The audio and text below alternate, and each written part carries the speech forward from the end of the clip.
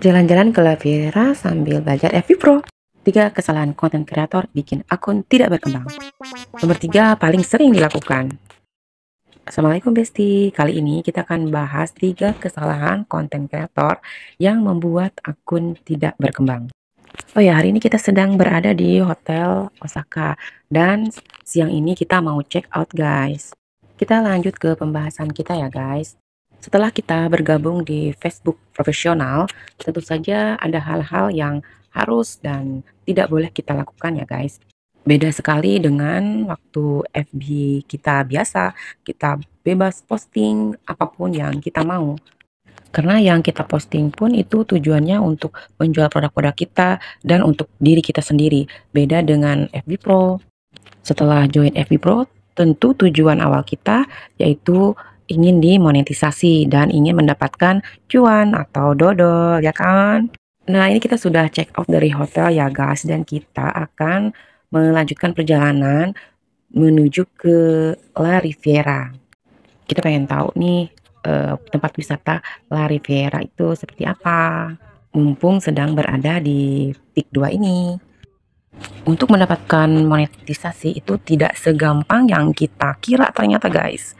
Sebagai karyawan Meta, tentu saja kita tidak bisa seenaknya, terutama di postingan atau pembuatan video reel atau VOD ya guys.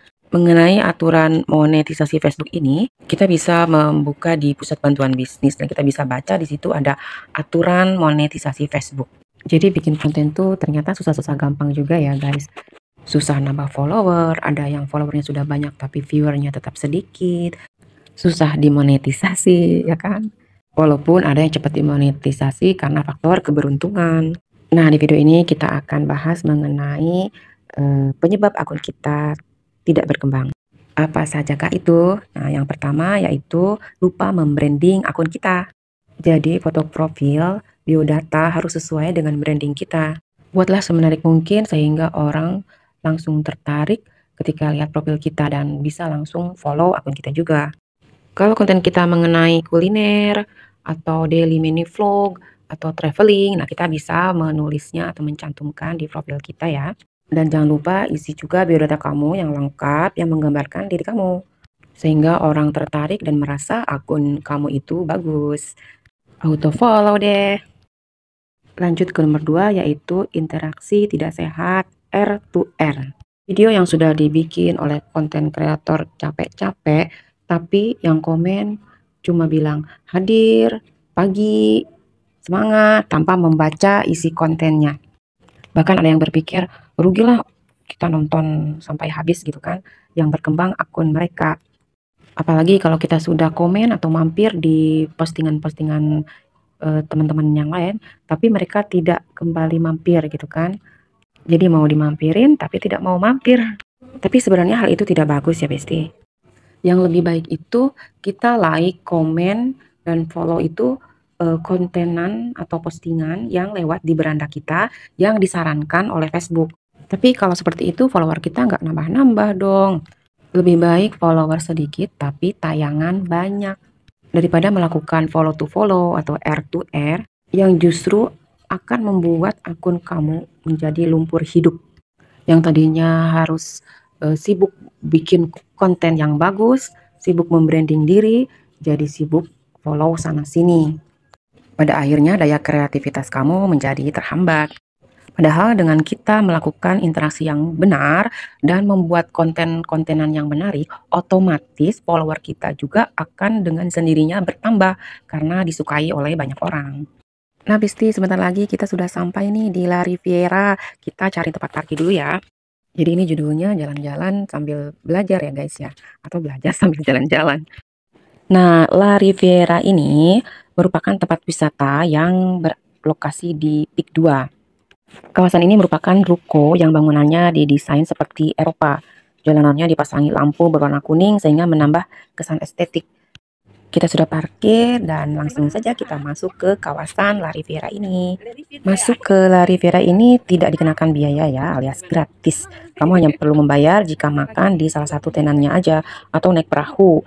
Adapun tarif naik perahu di Danau La Riviera itu sebesar 35.000. Karena tempat ini merupakan kawasan dengan banyak ruko, jadi La Riviera ini tidak memiliki jam operasional yang pasti.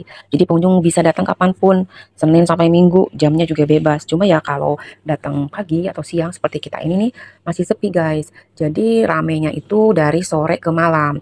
Sebenarnya kita tuh pengennya malam nih ke sini, tadi malam ya. Cuma karena kakak Naina ada sesuatu ya, jadi nggak jadi. Kita balik lagi ke hotel. Akhirnya ke La Riviera-nya siang-siang gini deh, sepi, tapi nggak apa-apa, jadi kayak kita ngebooking satu kawasan gitu, bebas mau dipoto di mana aja. Tuh lihat deh guys, bangunannya bagus-bagus kan ya, jadi kayak di Belanda gitu, apalagi yang di depan sana tuh ada seperti kincir angin gitu. Nah sungainya ini sungai La Riviera. Kalau jam operasional perahunya itu nggak tahu nih, tapi siang ini belum beroperasi kayaknya.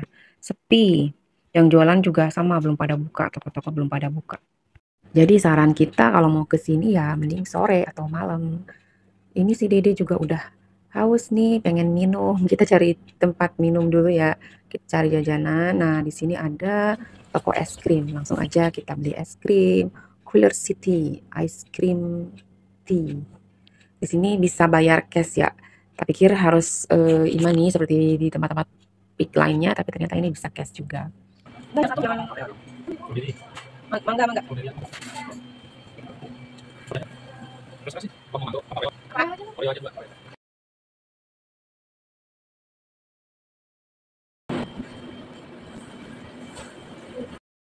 Sambil nunggu es krimnya jadi, kita lihat-lihat dulu nih guys ke sebelah sini. Ini yang tadi aku bilang ada semacam bangunan kincir angin besar gitu kayak di Belanda gitu. Oh, bagus kan? Nah, ini yang ikonik di sini nih di La Riviera selain sungainya. Kita sempetin foto-foto dong di depan bangunan itu. Oh ya, hampir lupa. Masih ada satu bahasan lagi ya, nih yang ketiga. Ini yang paling sering dilakukan oleh konten kreator, terutama yang pemula ya, karena memang mereka kan belum tahu apa-apa ya, sama aku juga dulu waktu awal-awal tuh melakukan hal seperti ini. Apakah itu? Yang ketiga yaitu tantangan atau misi mingguan. Cung, di sini siapa yang masih suka bingung dengan tantangan atau misi mingguan yang dikasih dari Meta? Sebenarnya misi atau tantangan mingguan ini tidak wajib dilakukan ya guys. Jadi ini hanya sekedar panduan saja sebagai acuan atau motivasi kita untuk berkonten. Jadi kalaupun kita tidak berhasil melakukan misi atau tantangan mingguan, kita nggak usah khawatir, nggak perlu bingung, aduh gimana ya, yang kemarin aja belum selesai, ini udah datang lagi misi yang baru. Nggak selesai pun nggak masalah, Meta nggak akan menghukum kita kok. Yang harus kita lakukan yaitu fokus bikin konten yang bagus dan menarik buat audiens. Karena otomatis kalau konten kita menarik, maka follower juga akan bertambah, viewer juga akan bertambah, dan tantangan mingguan akan selesai dengan sendirinya. Demikian bahasan mengenai kesalahan yang biasa dilakukan oleh konten kreator. Terima kasih sudah menonton. Wassalamualaikum warahmatullahi wabarakatuh.